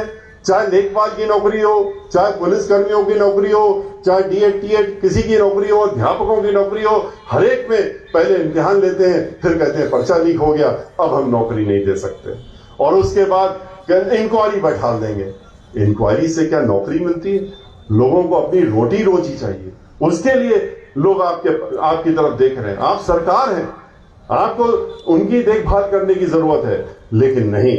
अब की बार बहन मायावती जी ने, आपको याद होगा, आप लोगों ने भी सुना होगा, अखबारों में भी पढ़ा होगा, 7 सितंबर को, और जब प्रबुद्ध सम्मेलन में आखिरी में वो मुख्य अतिथि के रूप में आई थी, जब पूरे उत्तर प्रदेश में घूम करके आखिरी में लखनऊ में किया था, और उसके बाद दोबारा 7 अक्टूबर को, 9 अक्टूबर को मानवर काशीराम जी के परिनिर्वाण दिवस पर, जहां 5 लाख से ज्यादा लोग इकट्ठा हुए थे लखनऊ में, बहन मायावती जी ने उस दिन मंच से अपने कहा था, और ये कहा कि अब की बार हमारी जब सरकार बनेगी तो हमारी प्राथमिकता जो होगी वो ये होगी कि जो बेरोजगार लोग हैं उनको रोजगार दिलाने की हमारी प्राथमिकता। हम ऐसा काम करेंगे, ऐसी योजनाएं लाएंगे कि किसी भी व्यक्ति को उत्तर प्रदेश को ठोकर खाने के लिए और बाहर प्रदेश से न जाना पड़े, अपने इसी प्रदेश में रह करके वो नौकरी कर सके, और हमको वो मंजर न देखना पड़े जो कोरोना के दौरान में हम लोगों को देखने को मिला, जहां 250-250 किलोमीटर, 500-500 किलोमीटर लोग अपने बच्चों को गोदी में लाद कर सूटकेस में बैठाल करके और सड़कों में चले आ रहे थे, और उसमें कितने लोग मर गए, कितने लोग रास्ते में मर गए, और वो वहां से जब भगाए गए, उनको भागना पड़ा तो वो अपने प्रदेश की तरफ आए। लेकिन हमारे प्रदेश के मुखिया पता नहीं किस चीज में व्यस्त थे, उनको वो चेहरे नहीं दिख रहे थे, उनको वो सड़कें नहीं दिख रही थी, उनको वो लोग जो सड़क में आ रहे थे और मर रहे थे, भूखों चले आ रहे थे, महिलाएं चली आ रही थी, उनका चेहरा नहीं दिख रहा था, जबकि टेलीविजन वाले बखूबी दिखाने का काम कर रहे थे। और उन्होंने उनके लिए कोई योजना नहीं बनाई उस दौरान में, न कोई बसें लगाई, न कोई गाड़ी लगाई, न उनके लिए कोई कैंप लगाया, न भोजन की व्यवस्था करी, और क्या रहा, क्या हुआ, कितने लोग मर गए। जिस तरीके से कोरोना में लोग मरे हैं, जिस तरह से लाखों की संख्या में उत्तर प्रदेश में लोग ऑक्सीजन की कमी से मरे, दवाई की कमी से मरे, अस्पतालों की कमी से मरे, वहां के जो ऑक्सीजन न मिलने, साथ साथ में अगर ऑक्सीजन पहुंच भी गई तो ऑक्सीजन देने वाले उपकरण नहीं थे, उनकी वजह से मरे, वो सबने देखा। और हमारे मुखिया, हमारे उत्तर प्रदेश के मुख्यमंत्री क्या कहते हैं कि नहीं, इससे अच्छा काम तो कहीं हुआ ही नहीं जितना अच्छा हमने किया। लोगों ने देखा किस तरह से जलाने के स्थान नहीं मिला लोगों को लकड़ी नहीं मिली कि उनका अंतिम संस्कार लोग कर सकें, लेकिन वो कहते हैं कि हमने बहुत अच्छा काम किया। और हर अखबार में आज आप देखेंगे, आज का अखबार उठा लीजिए, कल का उठा लीजिए, पिछले कई महीनों को उठा लीजिए, खाली उनकी तस्वीर पहले पन्ने से लेकर आखिरी पन्ने तक, और क्या कहते हुए कि देखिए हमने कितना अच्छा काम किया, हम कितने उपयोगी मुख्यमंत्री आपके लिए हैं, ये बताने का काम वो सिर्फ और सिर्फ विज्ञापन से करते हैं, काम से नहीं, विज्ञापनों से करते हैं। और विज्ञापन कैसे होते हैं, जिसमें 300 करोड़ रुपए हर महीने खर्च हो रहे हैं। ये तो आरटीआई की एक दरखास्त में निकला कि 300 करोड़ रुपया हर महीने विज्ञापन पे खर्च कर रहे हैं। 3600 करोड़ रुपया सालाना, 20,000 करोड़ रुपया 5 साल में आपने सिर्फ ये बताने के लिए कि हम कितने उपयोगी हैं और हम कितना अच्छा काम कर रहे हैं, ये झूठा प्रचार करने के लिए आपने अपने ऊपर खर्च कर दिए। कहां, अगर यही रुपया वो गरीबों के ऊपर लगा देते, अस्पतालों में लगा देते, ऑक्सीजन में लगा देते, दवाई में लगा देते, स्कूलों में खाना देने के लिए लगा देते, तो वहां सड़ा खाना खा करके हमारी छोटी छोटी बच्चियां जो बीच में अस्पतालों में भर्ती हो गई वो ना होती, और लोग मरते नहीं। लेकिन ये अपना विज्ञापन दिखा करके अपना दिखाते हैं कि हम बहुत अच्छी सरकार। इनकी सरकार सिर्फ विज्ञापन में चल रही है, हकीकत में नहीं चल रही है। इनकी सरकार अगर चल रही है, अच्छी दिखाने के लिए चल रही है, तो विज्ञापनों में चल रही है। और आजकल जो ये पत्थर लगाते फिर रहे हैं, जगह जगह पत्थर लगाए जा रहे हैं। पिछले 1 महीने 1.5 महीने में हजारों करोड़ की योजनाओं के पत्थर लग गए, और क्या कहते हैं, देखिए ये सब योजनाएं हम लाएंगे, हमको फिर से आप इस सरकार बना दीजिए, हम आगे चल के योजनाएं लाएंगे। अगर ऐसी योजनाएं लानी थी तो आपने 4.5 वर्ष पहले 5 जब आपकी सरकार बनी थी तब क्यों नहीं पत्थर लगाए और तब क्यों नहीं योजनाएं शुरू करी? यही फर्क है इनमें और बहन मायावती जी ने अपनी सरकार जब बनाई थी आते ही सारे कार्यक्रम शुरू कर दिए थे। 29,500 गांव उन्होंने उत्तर प्रदेश के सीसी रोड बनाते हुए जो अंबेडकर गांव कहलाते हैं उनका समग्र विकास करने का काम किया था। 29,000 प्राइमरी स्कूल बनाए थे उत्तर प्रदेश में उन्होंने। 5,500 जूनियर हाई स्कूल बनाने का काम किया अपने 5 साल में। 6,500 मेगावाट बिजली थी उत्तर प्रदेश, अंधेर प्रदेश कहलाता था, उसको उजाले की तरफ ले जाने के लिए 6,500 से 13,500 मेगावाट का उत्पादन बहन मायावती जी ने नए कारखाने लगा करके करने का काम किया। उत्तर प्रदेश को एक उजाले की तरफ ले जाने का काम किया। बहन मायावती जी ने 1-2 नहीं 23 नए जिले बनाए। 23 नए जिले, जब जिला बनता है तो उसका समग्र विकास होता है। वो सभी लोग जानते हैं मजबूरी होती है सरकार की कि उसका विकास तो करना ही पड़ेगा, उसमें करोड़ भी देनी पड़ेगी, कचहरी भी रहेगी, हर चीज, पुलिस लाइन भी होगी, सब चीजें होंगी। इसलिए उन्होंने 23 नए जिला उत्तर प्रदेश को देने का काम किया। उन्होंने 1-2 नहीं आधा दर्जन से ज्यादा यूनिवर्सिटी बनाई और अंतरराष्ट्रीय स्तर की बनाई यूनिवर्सिटी। अगर उन्होंने उत्तर प्रदेश की पहली अरबी फारसी यूनिवर्सिटी बनाई तो लखनऊ में उन्होंने डॉक्टर शकुंतला मिश्रा के नाम से उन्होंने विकलांगों के लिए भी यूनिवर्सिटी बनाई, जो जिसमें ये पूरे विश्व में पहले ऐसी एक यूनिवर्सिटी है जो अकेले विकलांगों के लिए अलग से बनाने का काम किया, जिसमें प्रदेश और देश और विदेश के लोग भी बच्चे वहां आ रहे हैं। 20,000 से ज्यादा बच्चे आज वहां पढ़ रहे हैं और ऐसे लोग जिनके कोई पूछने वाला नहीं था, बहन मायावती जी ने उनके लिए यूनिवर्सिटी बनाने का काम किया। उन्होंने मेडिकल कॉलेज आधे दर्जन से ज्यादा बनाने का काम किया। इनकी तरह नहीं कि कह रहे हैं हर जिले में मेडिकल कॉलेज बना रहे हैं और क्या कर रहे हैं, जो वहां का जिला का अस्पताल है उसको मेडिकल कॉलेज की घोषणा कर रहे हैं। वहां पर क्या व्यवस्था है, वो अस्पताल तो चलने लायक नहीं है, उसको मेडिकल कॉलेज के रूप में बदल दिया और अपनी पीठ थपथपाते हैं, एडवर्टाइजमेंट देते हैं, विज्ञापन देते हैं कि हमने तो प्रदेश को इतने मेडिकल कॉलेज देने जा रहे हैं। अगर ऐसे मेडिकल कॉलेजों से डॉक्टर पढ़ के बाहर निकलेंगे तो आप खुद भी सोच सकते हैं कि वो कैसे डॉक्टर होंगे और किस तरह का आपका इलाज करेंगे, ये भी लोग देखने का काम आगे करेंगे। इसलिए आपको ये देखना जरूरी है कि इनकी सरकार में कौन खुश है। एक तो बहन मायावती जी जिन्होंने कानून द्वारा कानून का राज चलाया, महिलाओं को सुरक्षा दी, ये कहते थे कि महिलाओं को सुरक्षा देने काम करेंगे, लेकिन आपको बताया मैंने कि हर 2 घंटे में एक बलात्कार उत्तर प्रदेश में एनसीआर। बहन मायावती जी की सरकार याद करिए, बहन मायावती जी कानून द्वारा कानून का राज चलाने का काम करती थी, किसी को बख्शती नहीं थी। अपने खुद के मेंबर ऑफ पार्लियामेंट को भी उन्होंने कानून अपने हाथ में जब लेने का काम किया था, 15 दिन पुरानी सरकार थी खाली 2007 में, और अपने घर में बुला करके और जेल में हथकड़ी लगा के भिजवाने का काम किया था और पूरे 5 साल तक जेल में रखने का काम किया। उनके लिए कोई अपना पराया नहीं, इनकी तरह नहीं कि ये हमारे अपने लोग हैं, इनको छोड़ दो, इनके ऊपर कुछ मत करना। और इन लोगों को ये ब्राह्मण हैं, ब्राह्मण उनके पता नहीं क्यों ब्राह्मणों से वैर है, उनको क्यों वैर है ब्राह्मणों से। हमारे माननीय मुख्यमंत्री खास तौर से कहते हैं कि ये ब्राह्मण जो लोग हैं और उनको उनसे इतनी नाराजगी है कि न जाने क्यों इतनी नाराजगी है, ये आज तक समझ में नहीं आया। वो कहते हैं कि इतनी दहशत फैला दो, उनकी सोच ये है कि जैसे अल्पसंख्यक समाज के बीच में डरा दो, धमका दो, दहशत फैला दो, बुलडोजर चलाने का काम करो। वो कहे ब्राह्मण समाज को भी सोचते हैं कि इतनी दहशत फैला देंगे कि वो अपने बिलों में घुस जाएंगे। कौन से बिल में घुसेंगे? ये ब्राह्मण समाज के लोग हैं, ये भगवान श्री परशुराम के वंशज हैं, ये बिलों में नहीं घुसते हैं, ये लोगों को बिलों में घुसने का काम करते हैं और लोगों को रास्ते बाहर करने का काम करते हैं। ब्राह्मण समाज एक बार तय कर लेता है तो वो फिर किनारे करने का काम भी करता है, सत्ता से बाहर कर किनारे पहुंचाने का काम करता है। और सत्ता से किनारे करने का काम ब्राह्मण समाज के लोगों ने 2007 में करके भी दिखाया, जब बहन मायावती जी के साथ में उन्होंने कंधे से कंधा मिला करके और दलित समाज के साथ में भाईचारा बनाते हुए, जिसके साथ में पहले से ही अल्पसंख्यक समाज के लोग और अन्य समाज के लोग और जो पिछड़ा वर्ग समाज के लोग हैं पहले से ही जुड़े हुए हैं, उनके साथ भाईचारा बना करके और बहन मायावती जी के हाथ मजबूत करते हुए सर्वजन हिताय सर्वजन सुखाय की सरकार ब्राह्मण समाज के लोगों ने बनाने का काम 2007 में किया और अब की बार भी निश्चित रूप से करेंगे।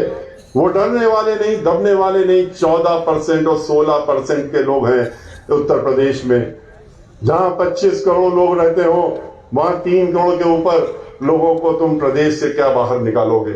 ये कहते हैं हम इनको इतना डरा देंगे, धमका देंगे कि ये प्रदेश छोड़ करके चले जाएंगे। ये प्रदेश छोड़ करके जाने वाले नहीं है।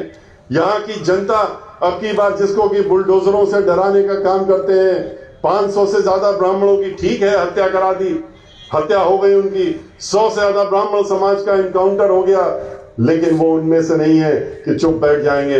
अब की बार वो लोग मिल करके और अगर 14% और 22% जो दलित समाज के लोग हैं, अगर यही अकेले दोनों इकट्ठा हो जाते हैं तो यही सब पर भारी पड़ जाते हैं चुनाव के नाम पर पे, और ये 40% के करीब पहुंच जाते हैं और सत्ता अपने हाथ में लेने की क्षमता रखते हैं। और इनके साथ में जब अल्पसंख्यक समाज के लोग और पिछड़ा वर्ग समाज के लोग इकट्ठा होकर के जुड़ जाते हैं, तो उन्होंने 2007 में जो करके दिखाया, अब की बार 2022 में भी वही दोहराने का काम अवश्य ये लोग करने का काम करेंगे, ये निश्चित है। ये जितना भी कर लें। खुशी दुबे, आपने देखा कि ब्राह्मण समाज के लोगों से इतनी नाराजगी है कि महिला क्या एक लड़की को भी नहीं छोड़ा। 16.5 साल की लड़की, एक दिन पहले शादी होती है और एक दिन पहले शादी होकर के अपने घर में आती है दूसरे जिले से, उसकी तो मेहंदी भी हाथ की नहीं सूखी थी, उसको भी उसके पति को तो आपने गोलियों से भून दिया, गाड़ी पलटाई और भून दिया, लेकिन उसको भी आप उठा ले गए, उसको भी जेल में जाके रख लिया और सीधे मुख्यमंत्री के कार्यालय से उसकी पूछताछ, उसकी बेल होने ना पाए, इस बात की पैरवी होती है मुख्यमंत्री कार्यालय से। अब आपको ये 16.5 साल की लड़की सिर्फ मिली है कि इसको जेल में रखे रहना है, चाहे जैसे भी रहे, और आज वो तो है ही जेल में। उसके साथ में जो परिवार में काम करने वाली महिला थी उसकी, और 2 महिलाएं थी, उनके एक के तो 6 साल की बच्ची और 3 साल का बच्चा, उसको भी जेल में रखा हुआ है। इस तरह का आपका ब्राह्मणों के प्रति रोष है, इस तरह से आप नाराज हैं। और इतना ही नहीं, ये नाराजगी आपने अभी हाथरस में फिर से दिखा दी, जहां पर दलित समाज की एक बेटी के साथ घृणितकार हुआ था। वहां महिला, एक जो ब्राह्मण समाज की महिला थी, उसके साथ में अभी इसी महीने क्या हुआ है, एक रेणु शर्मा नाम की लड़की जो कि ब्राह्मण समाज से थी, सिर्फ इतना ही दोष था उसका। जैसे खुशी दुबे का क्या दोष है ब्राह्मण समाज की, इतना ही बड़ा दोष है। और कोई वो हत्या तो कर नहीं रही, वो तो उसी दिन आई थी। ना वो कोई डकैत है, ना कोई बकैत है, ना कोई माफिया है, लेकिन ना उसके हाथ में कोई बंदूक मिली, उसके हाथ में तो मेहंदी मिली, लेकिन फिर भी जेल में बैठी हुई और जेल में पड़ी हुई। इसी तरह से रेणु शर्मा, वो एक राजनीतिक महिला थी, पूर्व ब्लॉक प्रमुख थी, उसके ऊपर भारतीय जनता पार्टी के लोग नाराज हो गए, उसको फर्जी मुकदमे डाल करके जेल में भिजवा दिया, उसकी बेल ना होने पाए। इसकी पूरी पैरवी लखनऊ से चल रही थी और बेल जब हो गई तो बहुत नाराज हुए, इतना नाराज हुए कि बेल कैसे हो गई, ये ब्राह्मण समाज की महिला अब तो ये बाहर आ जाएगी और इसको तो अंदर रहना चाहिए। उसकी बेल होने के बाद भी 15 दिन तक उसको जेल से बाहर नहीं आने दिया। और कब आने दिया उसको जेल से? तब आने दिया जब उसका मृत शरीर जेल से बाहर आया, तभी वो जेल से बाहर आ पाई। और इसी का इंतजार खुशी दुबे के लिए भी हो रहा है। हाथरस में आपने देखा किस तरह से दलित समाज की हम लोगों की बेटी, उसके साथ में किस तरह से व्यवहार किया। एक दलित समाज की लड़की, उसके साथ में पहले बलात्कार होता है, बलात्कार होने के बाद जब उसकी मृत्यु हो जाती है तो उनके परिवार वाले रोते रहे, चीखते रहे, उसकी मां चिल्लाती रही कि हमको शरीर तो दे दो, मृत शरीर दे दो। नहीं दे रहा, देखने को तो दे दो। नहीं, क्योंकि उत्तर प्रदेश के मुखिया उन्होंने कहा कि हम खुद इसको देख रहे हैं, खुद मॉनिटर कर रहे हैं। हम अपने कमरे में बैठ करके अखबार में फोटो छपी थी, किस तरह से वो टेलीविजन में दृश्य देख रहे थे। वहां के जिला अधिकारी से कहा कि कोई भी किसी भी हालत में इसका शरीर उनके परिवार वालों को नहीं मिलना चाहिए, क्योंकि इसमें जो मुलजिम लोग हैं उनको बचाना, वो हमारे अपने। उनको बचाना है। और उसके बाद क्या हुआ, आपने देखा किस तरह से रात के 2:30 बजे एक पुलिस कांस्टेबल क्या सोचता होगा, जिन लोगों ने 2-3 पुलिस कांस्टेबलों को जाकर के जिला अधिकारी ने निर्देश करके और झाड़ियों में कहा कि ले जा करके उसके ऊपर मिट्टी का तेल डाल करके उसके जला दो, और जलाने का काम भी हुआ। वो कभी अपने को माफ कर पाएंगे वो पुलिस के जो कांस्टेबल थे? लेकिन मजबूरी, नौकरी और आदेश और निर्देश, ऊपर से तो इतना घृणित कार्य भी करना पड़ा, जिसको देख करके पूरे देश, पूरे प्रदेश, यहां से लेकर के विदेशों तक लोगों को सर झुकाना पड़ा। वहां के अखबारों में, मैगजीनों में पहले पन्ने में ये तस्वीर छपी कि उसको ले जाके खेत में, खलियान में, और वहां जाकर के उसके ऊपर एक मिट्टी का तेल डाल करके उसको जलाने का काम किया गया, इतना घृणित कार्य किया गया। ये वो सरकार है, कहती है कि हम बहुत संवेदनशील हैं, हम तो महात्मा हैं, हम तो धर्मात्मा हैं, हम सब लोग महात्मा हैं, पूरी पार्टी हमारे लोगों की जो है धर्म के ठेकेदार है, तो इसलिए हम ही लोगों को वोट दो। क्या यही धर्म सिखाता है? कौन से धर्म में ये सिखाया जाता है कि इस तरह का कार्य करो? लेकिन इनके पास कोई और धर्म की किताब होगी जिसमें कि ये सिखाया जाता होगा, जो हम लोगों को नहीं कभी देखने को मिली, हम लोगों को कभी पढ़ने को नहीं मिली, वो इन्होंने पढ़ ली होगी। और इसीलिए मेरा आपसे कहना है कि इनका असली चेहरा, जैसे हमारे दोनों साथियों ने और इसके पहले साथियों का, इनका असली चेहरा पहचान लीजिए। धर्म के नाम पे इनके चेहरे के पीछे जो मुखौटा है वो आप उसको पहचानिए, और उसको पहचान करके और उसको लोगों के बीच में ले जाने का काम करिए। आप लोग हमारे कार्यकर्ता हैं और आप लोग बहुजन समाज पार्टी के जांबाज सिपाही हैं, और सिपाही की हैसियत से और कार्यकर्ता की हैसियत से आपका भी दायित्व बनता है कि इन बातों को आप गांव-गांव, घर-घर पहुंचाने का काम करिए। लोगों को बताइए इनके बारे में, ये लोग इनका असलियत बताइए, और बता करके बताने का काम करिए कैसे इनके एक मंत्री ने 4 किसानों को कुचल के षड्यंत्र के रूप में दबाने का काम किया, और आज भी भारतीय जनता पार्टी की सरकार ने उन मंत्री को हटाने का काम नहीं किया। ये वो सरकार है, ये वो सरकार है जिनकी सोच ही ऐसी है। कहते हैं रोको, मारो, ठोको। किस तरह से गोरखपुर में होटल के अंदर 12 बजे एक व्यापारी सो रहा, उसको दरवाजा तोड़ करके गोली मार दी जाती है। किस तरह से लखनऊ में गाड़ी रोक करके एक ब्राह्मण समाज का एक नौजवान साथी जो एक नौकरी कर रहा था अमेजॉन कंपनी में, उसको रोका, नाम पूछा और गोली मार दी। किस तरह से बुंदेलखंड में और वहां पर एक व्यापारी को रोक करके उसकी गाड़ी के अंदर एक आईपीएस अधिकारी गोली मार देता, और 1.5 वर्ष से वो आईपीएस अधिकारी फरार है, और ये सरकार कहती है उनको ढूंढ नहीं पा रहे हैं। क्या कोई विश्वास करेगा इस पे? लेकिन चूंकि इनका वो ब्राह्मण लोग थे जो मारे गए, और इनका उनके ऊपर बर्दाश्त है तो मारने वालों पर, तो कैसे वो पकड़े जाएंगे? तो इन सब चीजों को ध्यान में रखते हुए मेरा आपसे अनुरोध है कि आप लोग अब की बार इस आने वाली जो 2022 में चुनाव है, इसमें पूरी ताकत लगा करके बहन मायावती जी को 5वीं बार मुख्यमंत्री बनाने का संकल्प लीजिए। और अगर आप हमारे साथ में हैं, हमारी बातों में आप हमारे साथ में हैं, हमारे साथियों के साथ में हैं, तो मैं ये जरूर चाहूंगा कि एक बार खड़े होकर के दोनों हाथ उठा करके और इस संकल्प को आप हमारे सामने दोहराने का काम कर देंगे, तो मुझे भी विश्वास हो जाएगा। और आपके इस संदेशा जो आप दोनों हाथ उठा करके और हम लोगों का साथ दिखाने का काम कर रहे हैं, इसको बहन मायावती जी को पहुंचाने का काम हम जरूर करेंगे, और उनको ये बताने का भी काम करेंगे 25 में 25 सीटें, और उसमें से 6 सुरक्षित सीटें अब की बार बहन मायावती जी की झोली में हम लोग जरूर डालने का काम करेंगे, और उनको 5वीं बार उत्तर प्रदेश का मुख्यमंत्री बनाने का काम करेंगे। इसी के साथ मैं अपनी बात समाप्त करता हूँ, आपसे विदा लेता हूँ। जय भीम, जय भारत, जय परशुराम। श्रीमती मीरा देवी जो पार्षद हैं, उनका स्मृति छूट गया था। माननीय मुखर्जी जी से मैं करबद्ध प्रार्थना कर उनका स्वीकार कर लें। मिल्कीपुर में जो उनका अपार सहयोग मिला, श्री विजय गौतम बामसे नीचे खड़े हैं श्री पम्मी पांडे जी और हमारे जीजा जी आदरणीय